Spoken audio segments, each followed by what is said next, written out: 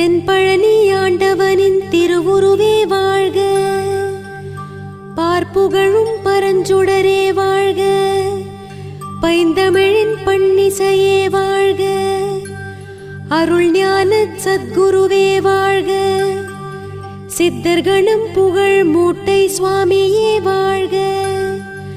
அன்பின் வழி நின்றவா வாழ்க,